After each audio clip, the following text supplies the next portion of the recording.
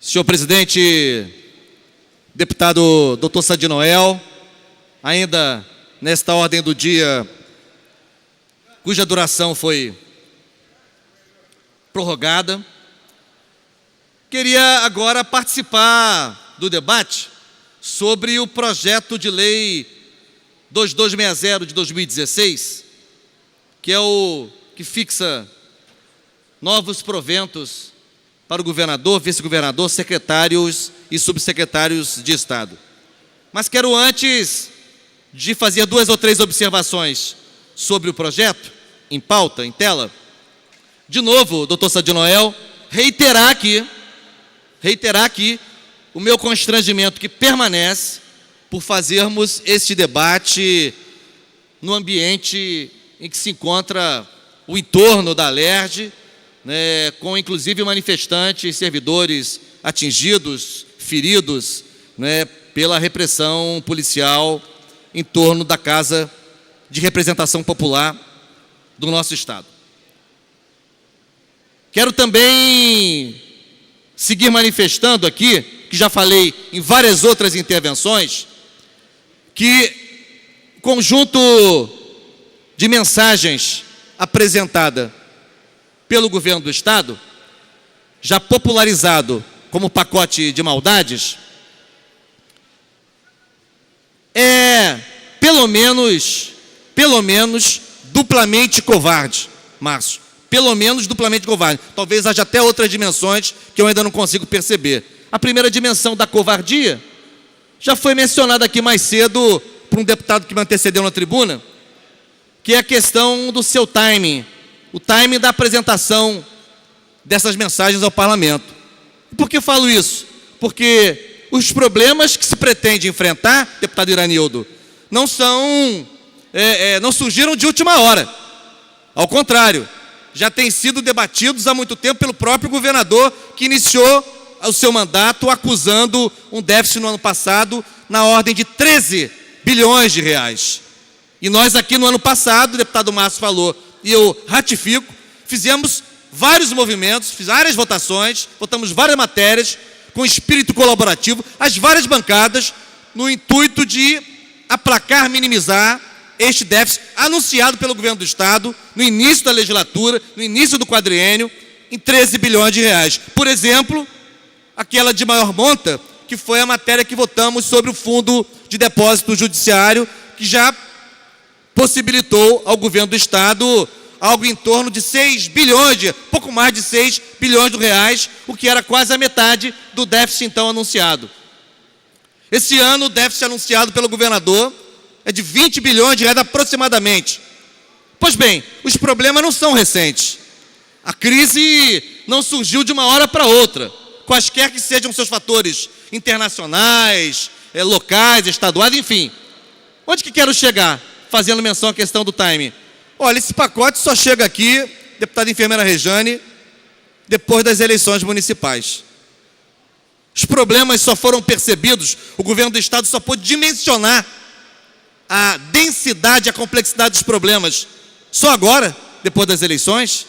Nenhuma dessas mensagens, doutor Sadi Noel, nenhuma delas, são mais de 20 projetos de lei, além dos decretos que já foram exarados pelo governador na semana retrasada. Nenhuma dessas propostas estava em condições de vir à discussão pública antes das eleições.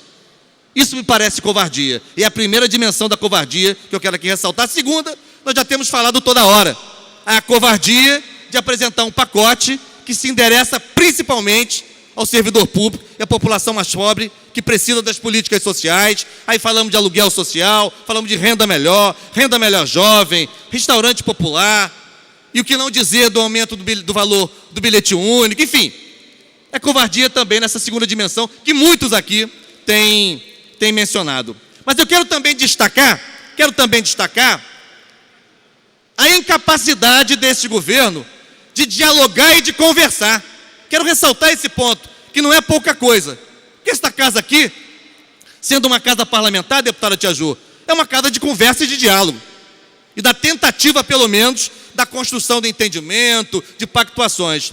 Pois o governo do Estado manda esse conjunto de mensagens para cá, sem sequer fazer uma conversa prévia, uma reunião com os deputados, sequer com a sua bancada de sustentação, sequer com a sua bancada de sustentação. Pois é, então isso me espanta. Eu que fala Cavalheiro, está presente na sessão, o líder do governo, a quem respeito muito, e que menciono mesmo na sua ausência, a capacidade incrível que ele demonstra de dialogar, mas eu já disse aqui e repito, parece que o governo, no quesito diálogo, ou capacidade de diálogo, não está à altura do líder que está aqui, do líder que tem, é verdade.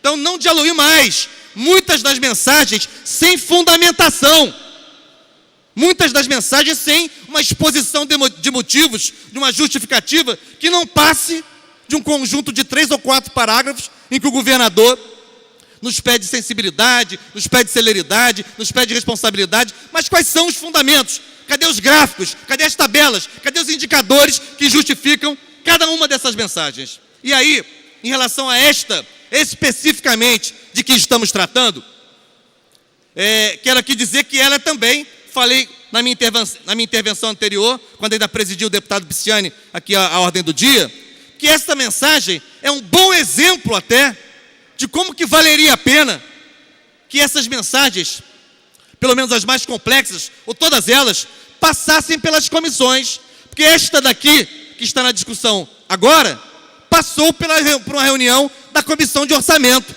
a quem eu quero cumprimentar, inclusive, porque a Comissão de Orçamento ofereceu subsídios que melhoraram a mensagem, seja no que tange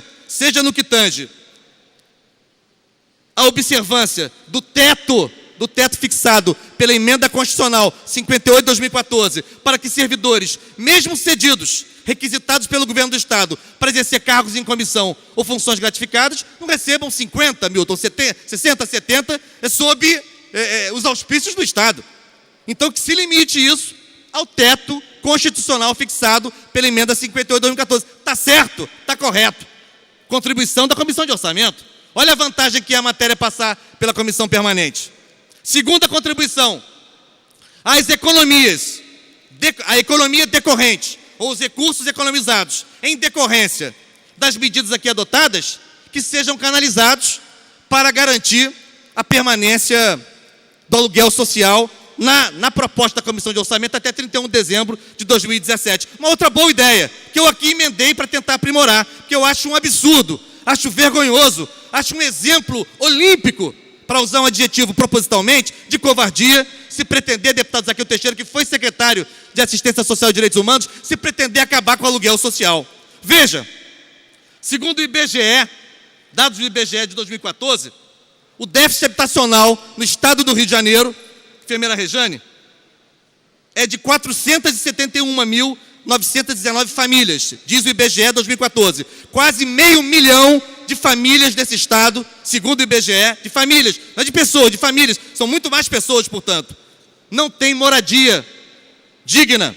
Ora, sequer aquelas pessoas vítimas do maior desastre natural que esse estado conheceu e que Vossa Excelência ajudou a enfrentar, Zaqueu, ao suceder Rodrigo Neves na secretaria, sequer essas pessoas foram contempladas com uma política de habitação popular. Então vejam só, é um estado que não formulou nem implementou política habitacional, é um estado que pretende tungar, num dos seus projetos, inclusive, numa dessas mensagens, está a proposta segundo a qual o governo do estado quer lançar mão da metade, 50%, dos recursos hoje afetos ao Fundo Estadual de Habitação para usar como bem entender. Então, não desenvolveu política de habitação popular, sequer para as vítimas das grandes tragédias, quer meter a mão na metade dos recursos afetos ao Fundo Estadual de Habitação Popular e ainda quer, Fundo Estadual de Habitação, e agora quer extinguir o aluguel social. Portanto, nessa tríade, sem política de habitação, querer usar os recursos do Fundo Estadual de Habitação, que é para construir moradias,